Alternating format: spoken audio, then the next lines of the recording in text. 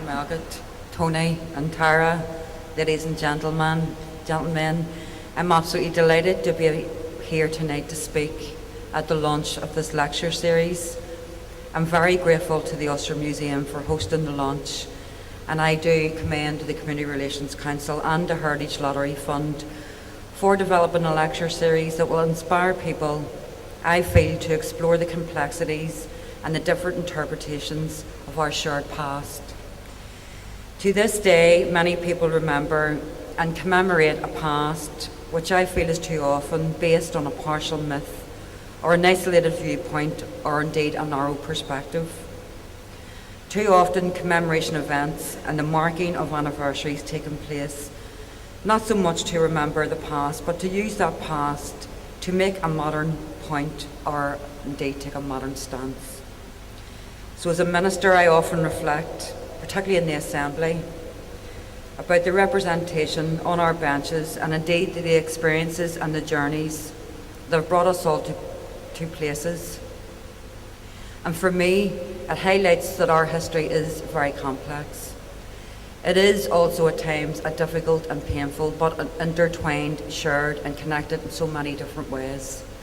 And there is a range of significant events from the distant and more recent past that are important still to so many people. For me, the key is not whether these events are remembered, but the key is how they're remembered, and remembered in the context of a shared and accepting society. So these events should not be viewed in isolation.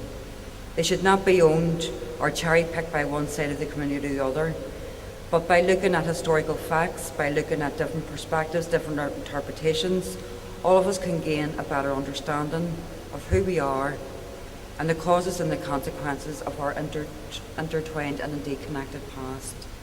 So the 1912-1923 period in Ireland is not just a catalogue of events. It should be viewed as a decade of ideas and global movements about nationalism, about unionism, about the empire, about liberty. And I suppose when we remember this period, we should not only explore those events, but indeed the relationships between these islands and also the impact of global trends on Ireland. Today, happy International Women's Day to women here. As we celebrate International Women's Day, it is fitting that tonight's lecture series includes a women's perspective on this period in our island's history. And for that decade, also saw the extension of limited voting rights for women.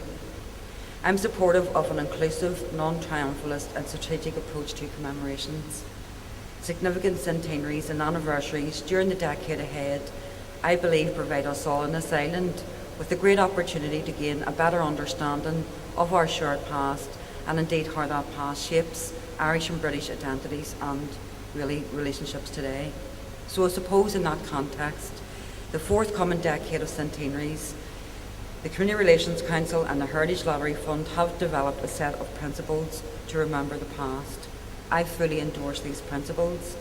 I believe they can help to inform a strategic framework to examine the past.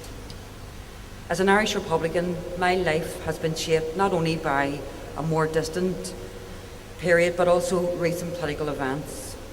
And the inclusive principles, I believe, we can apply to the decade of centenaries, but they can also provide a framework to examine our recent past. We should not wait for another 100 years to do that, and as Tony has pointed out, I don't think, or Tim was it, there'll be too many around anyway, so it's important we get this right now. I'm absolutely delighted to be joined by my friend and colleague, Minister Jimmy Deanahan, TD, Minister for the Department of Arts, Heritage and the Gaeltacht. I believe that through our departments, arts and culture, and indeed the creative industries, we can provide innovative ways to remember the past. They can bring the past back to life. We can tell stories behind these significant historical events in ways that stirs the heart and indeed stirs the mind. Our departments do oversee a wide cultural landscape, including museums, libraries, the arts and public records. So the exhibits, the knowledge and the resources within the creative sector can be harnessed to help people remember our past. And indeed tonight is a perfect example. The Ulster Museum and the Public Records Office have brought together the Ulster Covenant and the Irish Proclamation. Now for many, These two documents are rooted deep in the psyche of the main political traditions on this island.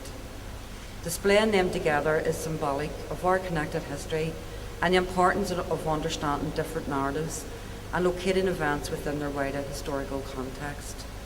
Culture and arts can play a crucial role in discovering and sharing the stories of significant historical events.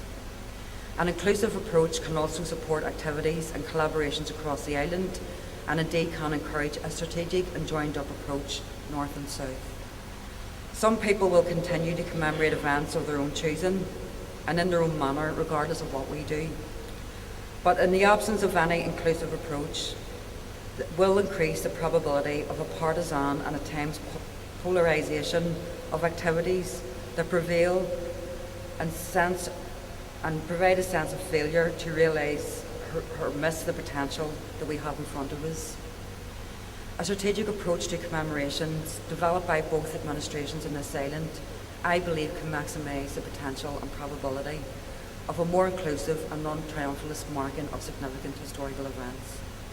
This will allow us to examine and understand the continuing impact of our shared history on Irish and British identity, on relationships within North and South, between North and South, East and West, and indeed the impact and influence of global trends and movements on shaping our society as it is today.